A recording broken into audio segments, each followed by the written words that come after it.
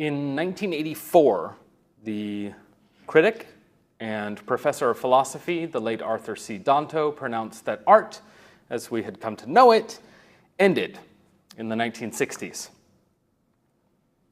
With the ascent of minimalism and conceptual work, truly anything could be art anywhere, provided an object be enfranchised as such.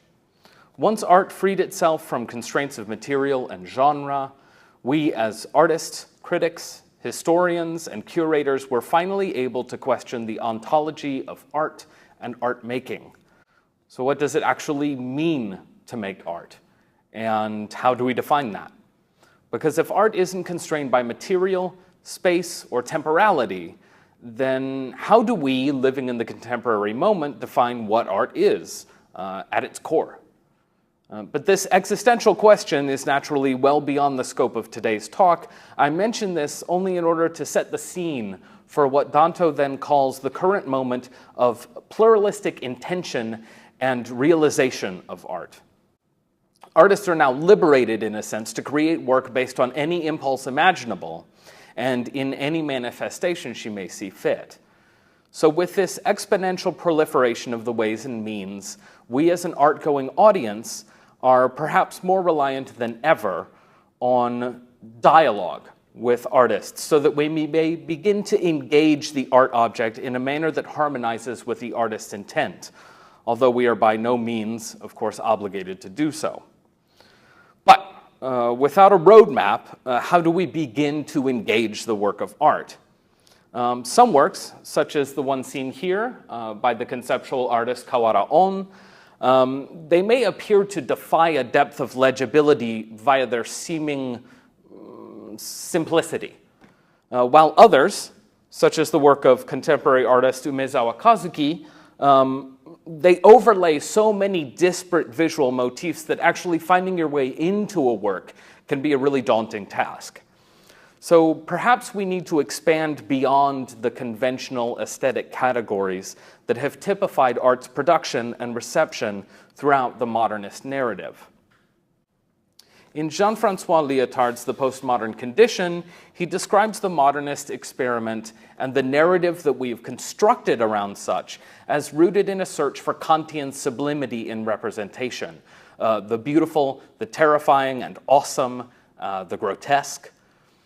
If we agree with Danto's assertion that we find ourselves in a postmodern moment right now, one in which the modernist narrative of art has drawn to a close, or at least has fragmented into a multivalent art and practice, and one that is, I would argue, increasingly difficult to distinguish from the field of culture, broadly speaking, then perhaps we ought to reconsider modernist notions of the aesthetic as well. In Cien Nai's recent book, Our Aesthetic Categories, she sees the contemporary moment as typified by an overall aestheticization of life. So we are all active and passive consumers of imagery on a massive scale. And here Nai actually recalls Hal Foster's assertion that the aesthetic and the utilitarian have collapsed, such that they are both frequently regarded under the banner of design. And for Foster, this design is a net negative. His tone actually approaches the disparaging rhetoric surrounding kitsch in art. So that which imitates and borrows deeply from aesthetics associated with consumer products and marketing. And yet, I think if we live in an increasingly aestheticized world, albeit one which is structured at least in part by market demands, when an artist appropriates imagery commonly associated with popular media, film, comics, rather than wishing for a return to capital A art as a singular and hermetically sealed category inextricably tied to representations of the sublime, is it not actually more productive to engage with art and artists in terms which recognize these recent kind of conflations of art and design and the fragmenting of long-standing aesthetic categorizations? And I think to this latter end, and these new aesthetic categories, Nai proposes that our postmodern moment is dominated by the aesthetics of the zany, the interesting, and the cute.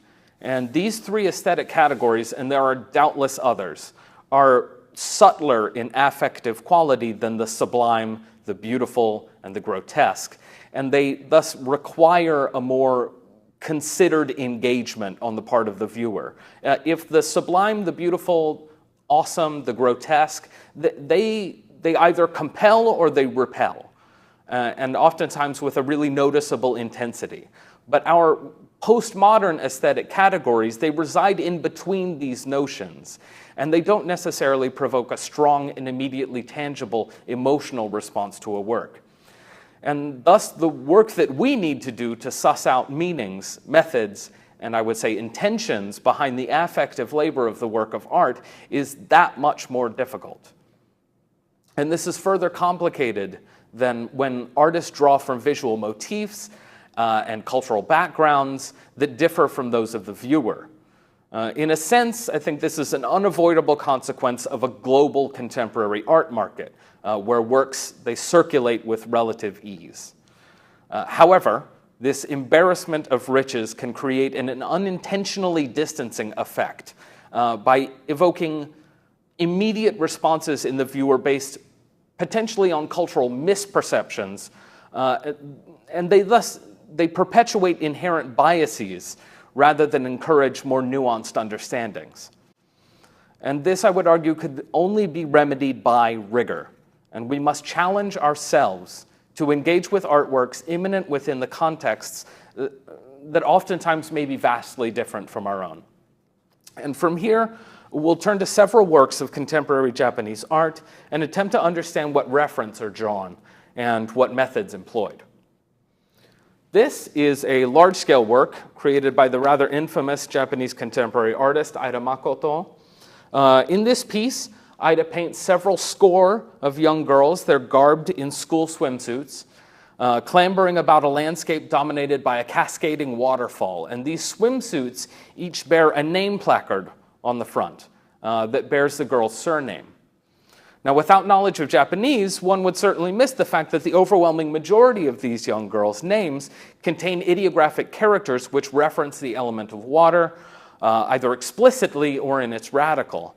And this reinforces the centrality of the waterfall and the overall importance of the water motif. The piece is even titled Picture of a Waterfall, as if saying this is a waterfall and they're not human figures beside a waterfall. And indeed, the girls tumble in various states of play down the craggy face of this cliff in the same manner as the water itself. Of course, the fact that we might actually erase these girls' individuality in the service of the natural element is also worthy of careful consideration. And additionally, the embedded cultural connotations of water are worthy of note here. Common at least since the rise of woodblock printing, the water motif is frequently seen in conjunction with depictions of sex, sexual innuendo, and of course the red light districts of the Yoshiwara pleasure quarters in Edo, or what is now Tokyo. And now moving on to a substantially less controversial contemporary artist, but one whose works are equally, I think if not more so, deeply embedded within specific cultural and historical discourses. Yamaguchi Akira's work is, I think, a fascinating blend of techno-futurist fantasy with more long-standing artistic conventions. In this detail from Narita International Airport, Yamaguchi imagines triple-decker jumbo jetliners, and they contain living spaces replete with kitchens, full-scale bathrooms, tatami rooms, even highly manicured gardens, and Buddhist family altars. Moreover, he surrounds these mammoth jet planes with golden cumulus clouds, which is itself a visual reference to the classical Yamato-e style of painting, which dates back as far as the 12th century in Japan. Another fantastic example of Yamaguchi's composite or mashup style can be seen here in his votive tablet of a horse from 2001. This work blends references to the tradition of writing on ema, or votive plaques, again with this sort of anachronistic technological fantasy. So worshippers at Shinto shrines, which is an animistic religion indigenous to Japan, write wishes and prayers on small wooden plaques, and then they hang them outside of Shinto shrines in a tradition similar, one would argue, to the practice of lighting votive candles at a Catholic church. In Yamaguchi's example, however, he depicts a samurai and a cyborg-like one-wheeled motorcycle contraption. And the inclusion of this horse-like figure is itself actually a reference to the origins of the ema tradition, as well as a play on words, as the characters for votive plaque, or ema, are comprised of the ideographs for picture and horse, respectively. Now, I think we're naturally prone to certain assumptions based on personal experience. And therein, I would argue, lies the danger when approaching some of these artworks. So for better or worse, I think younger generations tend to have a particular perception of Japan.